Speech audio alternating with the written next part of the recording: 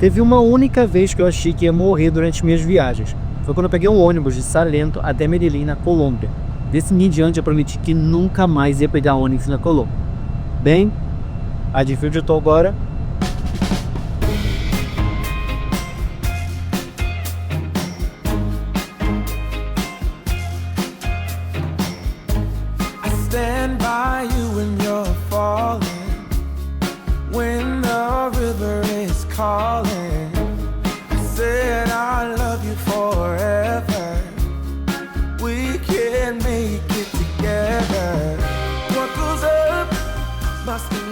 Bom café da manhã para a gente começar o dia e faz tempo que a gente não se fala, né? Então, deixa eu atualizar vocês. Depois de todo esse tempo viajando, eu decidi que era hora de fazer uma coisa que até então parecia impensável para mim, que é desacelerar. Eu comecei uma rotina, ver meus amigos, dormir na minha própria cama e assim, como é bom dormir na própria cama. Isso funcionou durante um tempo, mas depois eu reparei que nem você ficar em casa o tempo todo resolve tudo, como você viajar o tempo todo também não resolve tudo.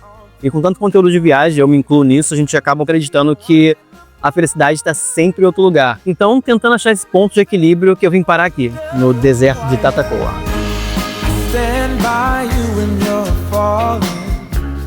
Esse deserto é especial por unir de forma única paisagens impressionantes, formações geológicas curiosas, descobertas científicas e muita história. Uma das maiores contradições é que, mesmo sendo cercado por rios, ele é a segunda maior região desértica da Colômbia. E quando os primeiros colonizadores chegaram por aqui, o clima seco despertou neles um sentimento de solidão e melancolia. Foi assim que o lugar ganhou o apelido de Vale das Tristezas.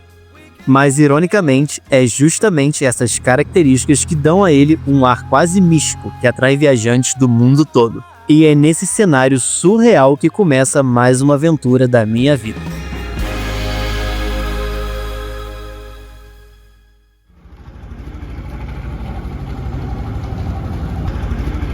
E a nossa missão hoje é dar um jeito de finalmente chegar nesse deserto, porque olha, os últimos dias foram uma maratona e tanto. Eu comecei no Brasil, onde peguei um voo de 6 horas até Bogotá. De lá foram mais 6 horas de ônibus até uma cidade chamada Neiva.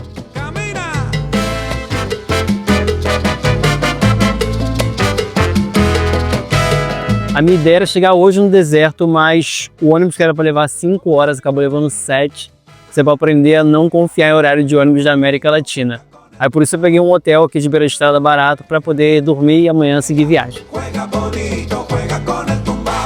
E o chuveiro do hotel é bem minimalista, ele consiste basicamente nesse cano. Mas até que a noite de sono foi bem tranquila. E no dia seguinte eu acordei bem cedo para pegar uma buceta. Mas calma, não é isso que você está pensando. Eles apresentam uma buceta colombiana, é assim que eles chamam os micro-ônibus que fazem transporte em cidades pequenas por aqui. E foram mais algumas horas dentro dessa buceta, me desculpa o trocadilho, até chegar em Vila Vieja.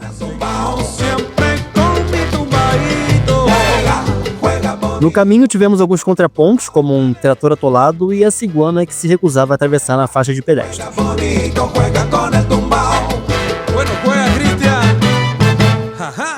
Tudo isso para explicar como eu cheguei aqui, onde a nossa aventura de fato começa. Sabroso!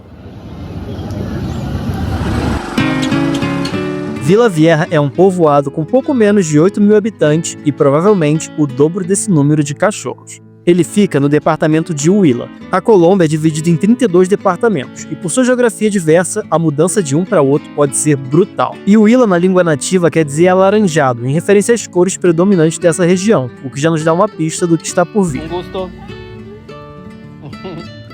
Aqui também foram feitas importantes descobertas arqueológicas. Eles descobriram fósseis de vários animais no deserto e decidiram homenagear ela, a preguiça gigante, que hoje é a estrela aqui da praça. E embora pequena, Vila Vieja era a capital original desse departamento, mas um ataque dos povos indígenas forçou os espanhóis a fugirem para o sul, onde fundaram Neiva, a atual capital de Huila. E por isso o vilarejo passou a ser chamado de Vila Velha.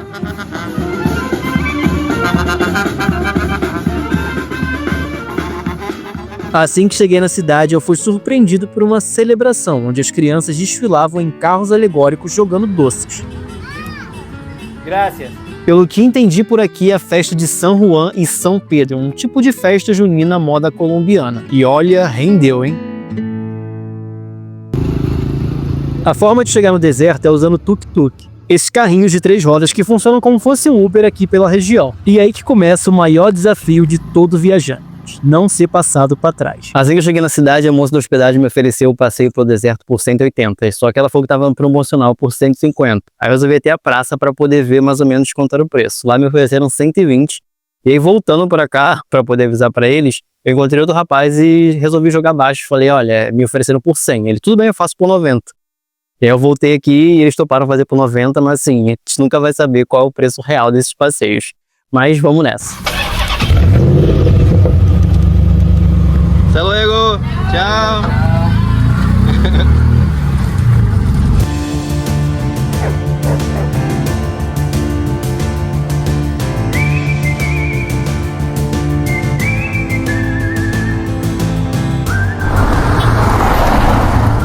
Esse deserto ele é todo dividido por setores. Os mais famosos é Los Hoyos, que é um todo cinza, e El Cusco, que é um todo vermelho. E é para esse que a gente está indo agora.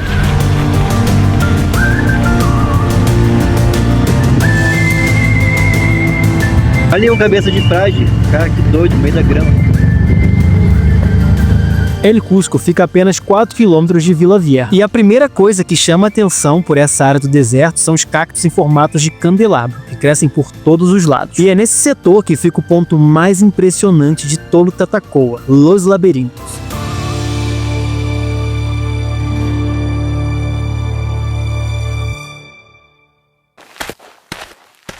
Ao longo de centenas de anos, o vento esculpiu pequenos montes de terra, que aos poucos foram se ramificando em trilhas estreitas, formando um verdadeiro labirinto natural.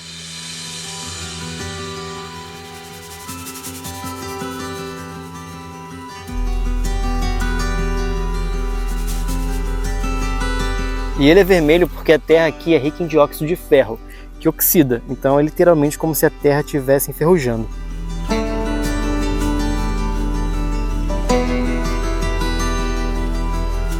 E embora tenha o nome deserto, ele na verdade não é um deserto. Ele é uma zona semiárida que é como se fosse meio seco. Ele acaba recebendo chuvas que garantem a umidade, diferente de um deserto que é totalmente seco. E mesmo estando meio nublado, não se engana, a temperatura aqui pode passar dos 40 facilmente, mesmo com protetor. Eu vou botar isso aqui porque senão daqui a pouco meu pescoço está carbonizado.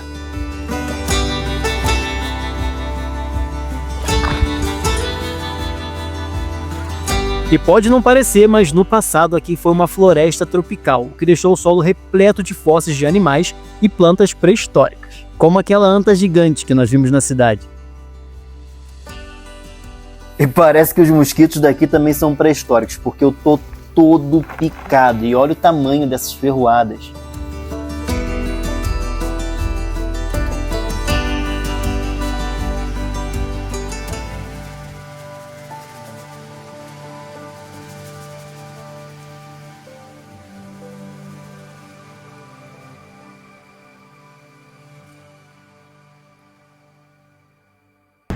De volta ao tuk-tuk, segui por mais 8 km até chegar na região conhecida como Los Hoyos. Aqui, o solo é rico em potássio, enxofre e magnésio, o que dá esse tom acinzentado.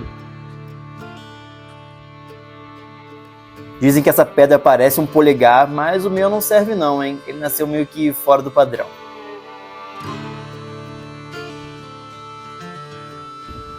O desgaste da terra dessa parte foi mais brusco, e daí o nome, Hoyos, quer dizer buracos. Todos esses cinzas, esses buracos aqui me dão um sentimento que eu tô meio que pisando na lua. Assim, não sei se a lua deve ser assim, mas imagino que seja, né? Será que ela é assim?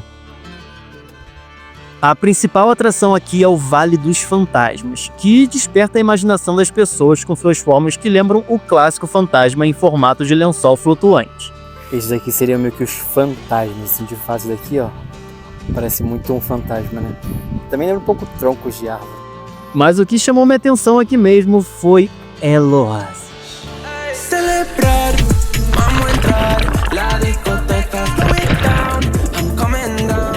As águas subterrâneas da região foram usadas para criar essas piscinas, que são a salvação nesse calor intenso do deserto.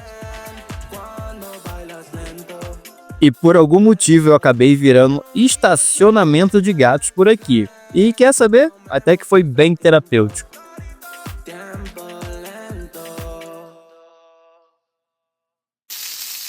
Na parada pro almoço, tarde o suficiente para já ser considerado janta, resolvi provar a maior iguaria que a região tem a oferecer: carne de bode do deserto. E o meu veredito? Muito boa.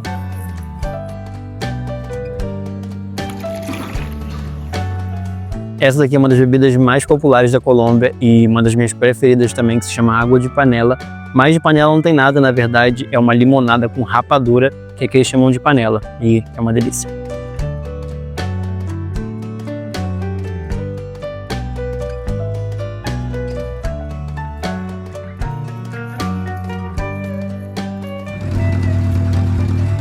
Tatacoa guarda um segredo. Dizem que o melhor do deserto acontece depois que escurece. E para não perder isso, eu resolvi passar a noite por aqui, mas em grande estilo. Nossa, a recepção aqui não podia ter sido melhor. E ali, a minha cabana.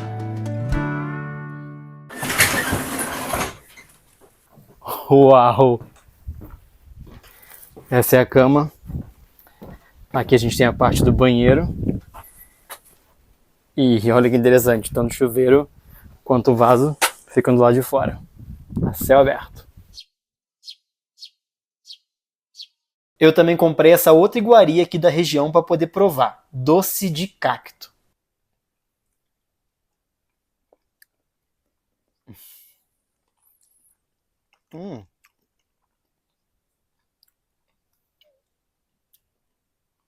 Por incrível que pareça, é bem bom. Parece mais um doce de figo, assim, algum doce de compota. Tem sabor também de meio de rapadura. Depois de toda essa jornada que foi para chegar aqui, finalmente os humilhados foram exaltados.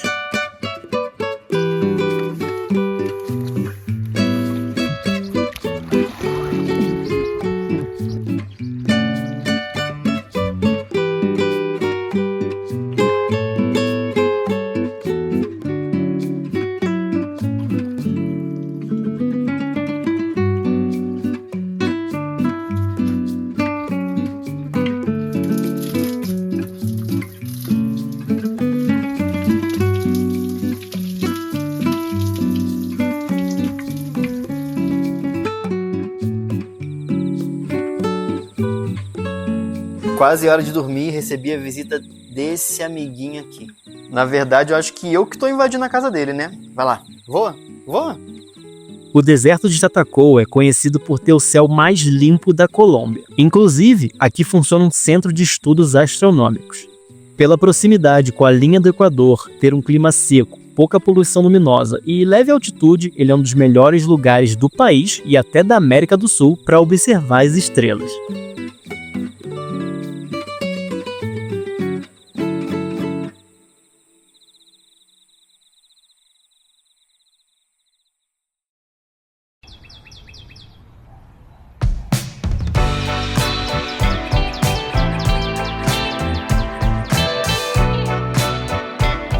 Uma coisa que eu aprendi nesse deserto é que às vezes os lugares mais secos fazem brotar o que há de mais vivo em nós.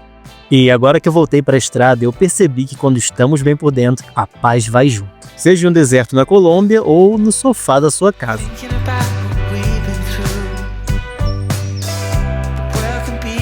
E sim, viajar continua sendo incrível, transformador e cheio de descobertas. Eu achava que precisava escolher entre ficar em casa ou viajar, mas talvez o segredo mesmo é saber escutar e responder quando a estrada chamar. E no fim das contas, o importante é achar um ponto de equilíbrio, porque quando isso acontece, qualquer lugar pode ser um bom lugar.